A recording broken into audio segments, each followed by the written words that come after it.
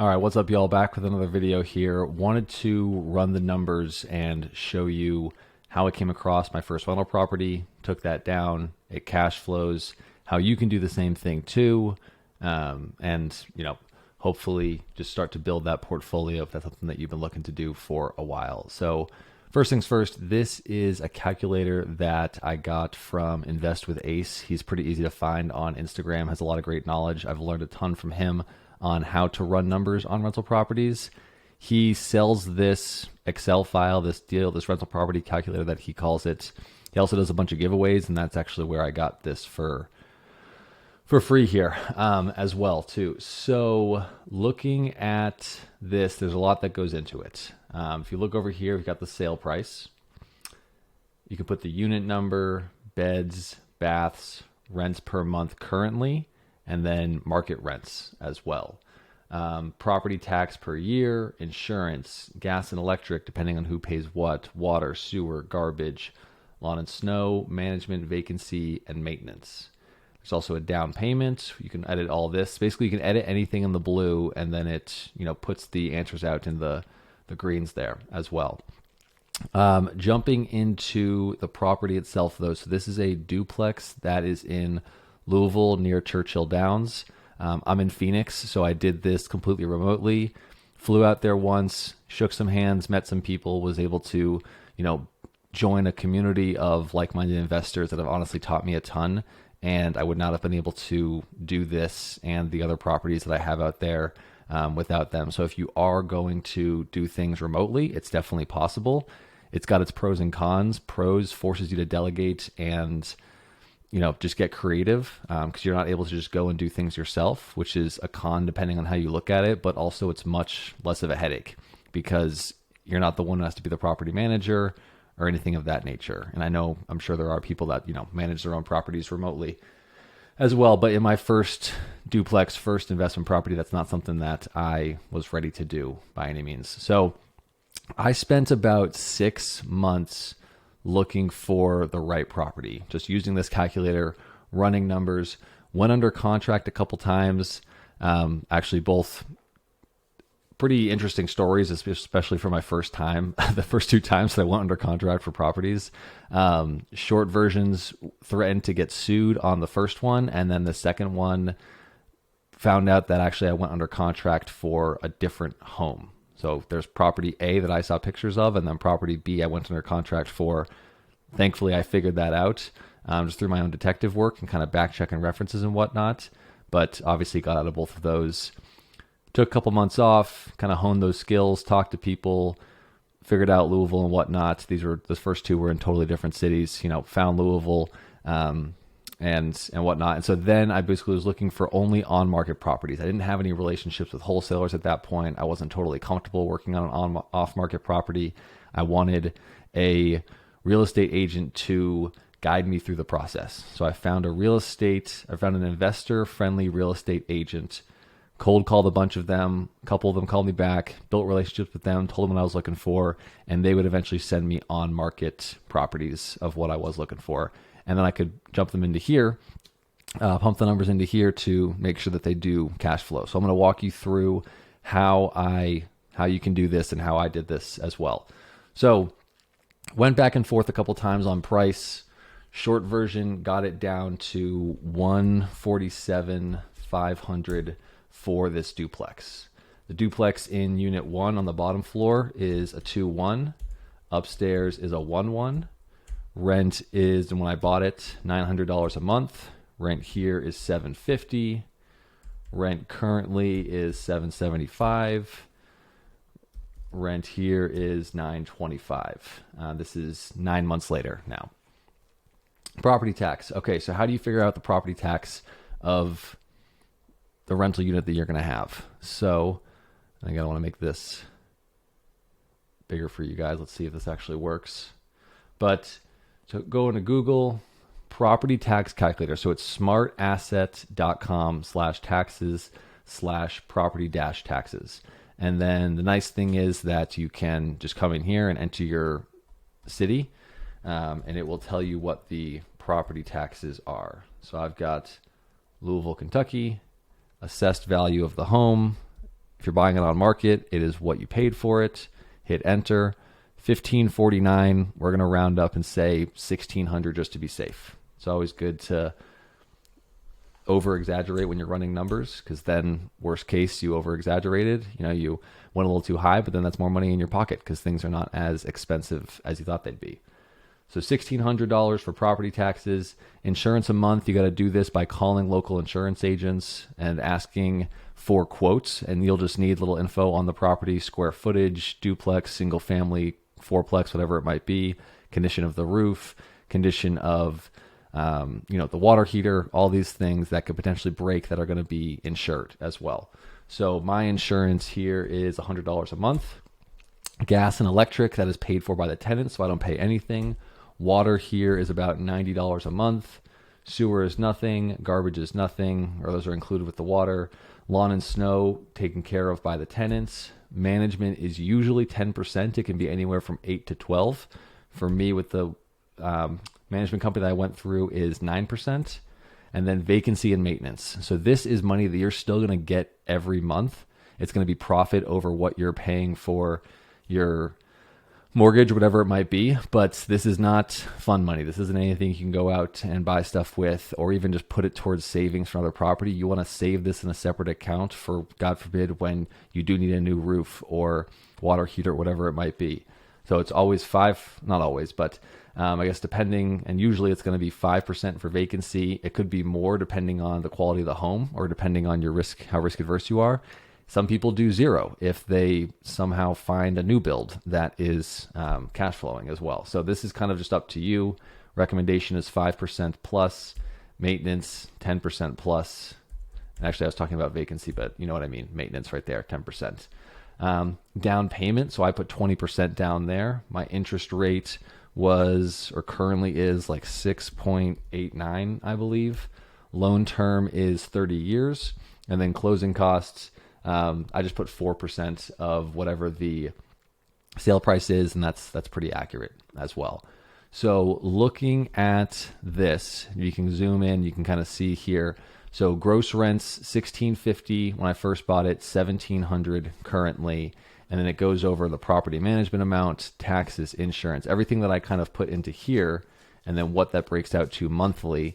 And it puts your net operating income, when I first bought it, at $930.67 annualized, so times 12 of what that is, so just over $1,100.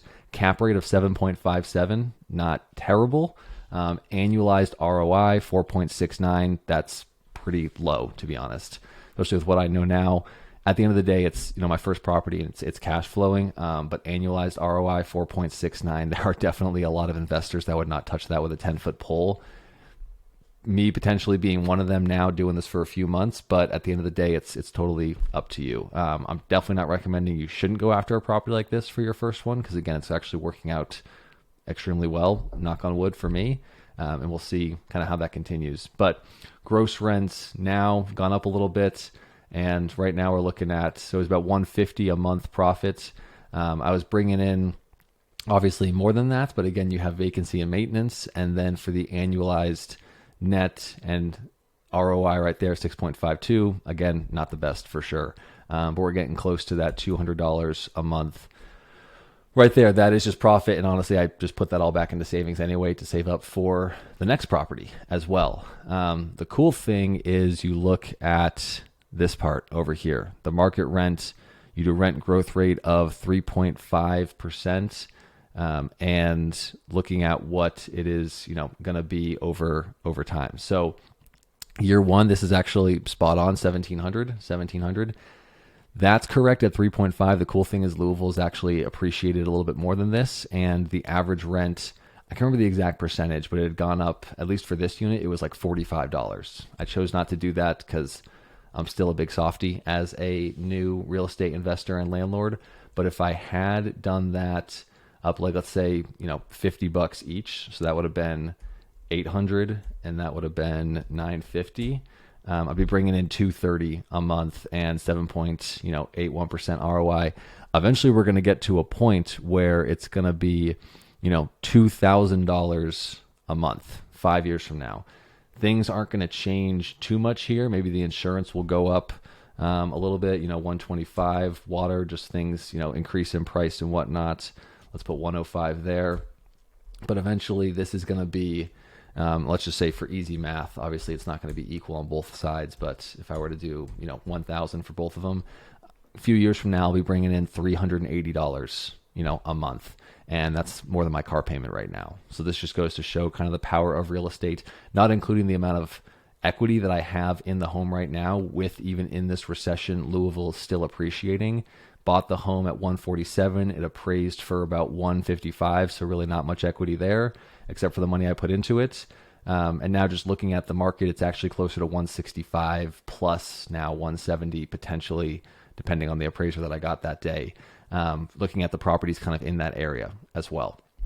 So that is kind of just how you run numbers. And at the end of the day, you take these numbers and you run them by more experienced investors. And you say, hey, this is what I've come up with. Am I missing anything? Maybe you're not going to be able to have them take care of lawn and snow, the tenants. So you have to put $50 a month there. That's going to eat into what it is going to be bringing in every single month as well. So doing that, I was only making $64 a month if my tenants, weren't taking care of lawn and snow. And this brings that down to 100. So actually, I guess this is 90 and that is 100. So still $100, 142, $100. Like that's not enough, honestly. You want to shoot for $100 per door at least. And that is not something that I achieved, actually, as you can see there from that 154. Again, I'm a little bit more okay with risk, and so I wanted this. That's something I was shooting for a long time, so I thought this was fine. Some people, again, wouldn't touch this with a 10-foot pole because I buy this, and 3 months later, I need a new water heater, or there's actually 2 water heaters. That's $600 each, $1,000+ I'm technically in the red for months to come until I get back to green again by taking this profit here. So yeah, different ways to look at it. A question you might have is, how do I determine what these rents are as well? And so there is an easy way to do that. Thankfully, everything is just online nowadays. And so there is Rentometer. And so you can put in basically a specific address. I'm not going to use anything in particular here, but I'll just give you an example just to show you. Let me just make up some address. 56 East Mayo Boulevard, Phoenix, Arizona. Perfect. Let's say we're looking at 2 beds, 1 baths, and the square foot, whatever your square footage is of the rental property that you are assessing at the moment. Take that and then minus 200 or 300 and then plus 200 or 300. So let's say it's 1,000 square feet. So I'm going to do 800 for minimum, 1,200 for maximum. You hit analyze. I have a membership for this that I pay for annually. It's not too expensive. And you can get this information all for free. So you can actually just create a free account and get everything you see here just for free. And looking at, what the average is, the median, the 25th percentile, so on the low end, and then the 75th percentile on the high end. If you wanted to hit view pro report, what it would do is it would download this specific pro report, and then you can look at things, how the rent has grown over time here in Phoenix. There's a sample size across a 3-mile radius. And then there are 8 samples to look at. There's the min, max. Again, you got rents going up to almost 2,100. The 5th percentile down to 1,400, depending on what you're looking at. You can go through and look and take certain ones out. Say, hey, I don't want to view any condos because condos are going to mess things up. I don't want to view any townhomes. I'm just looking at apartments. So you put this in here. You figure out what the rent specifically is. And then that's where you can come back to this, plug these rents in. Now, again, this property was already rented when I bought it. So I had to keep these rents until the lease is ended. And then from there, you can adjust the rents kind of as needed. So do this more and more. At first, this would take me, 20 plus minutes to run one rental property. Now I can run a rental property in 2 or 3 minutes, honestly, depending on what I'm looking at and the information that I have. You're going to have to call the real estate agent or call the landlord, depending on the owner, depending on how you're getting in touch with folks, because you're going to have to ask these questions, gas, electric, water, sewer, garbage, lawn, and then the management depends as well. If you don't know these things, gas, electric, water, sewer, garbage, lawn and snow, this could destroy you. This will make or break your profit on anything. So at the end of the day, imagine if I had to pay for everything. Now, duplex, triplex, fourplex plus, it kind of depends on how things are laid out with that home. If it's a single family home, they usually pay for everything just on their own, of course, and it's a lot easier because they put everything in their name. But if you are looking to get in a small multifamily, then this is the stuff that will make or break you. You want to see bills from the past. You want to see rent roll. You want to get an estoppel letter. There is a bunch of stuff you need to do just to be safe and sure, because unfortunately there are some shady people in the business. And again, run these numbers. If you think you got one ready to rock and roll, run it by an investor. If you don't know other investors, hop onto Bigger Pockets, social media, your local RIA group. There's tons of free ways, and people love to help other folks. Even if you wanted to set something to me, I'd be happy to take a look at it as well. So yeah, I wanted to jump on here, just show y'all how this operates, how this works. Pretty fun stuff at the end of the day, and it is simple when you got a great rental property calculator like this. So plug for ACE and all the other websites. Obviously, not sponsored by anyone here, but this is just stuff I use on the reg. So thanks, y'all.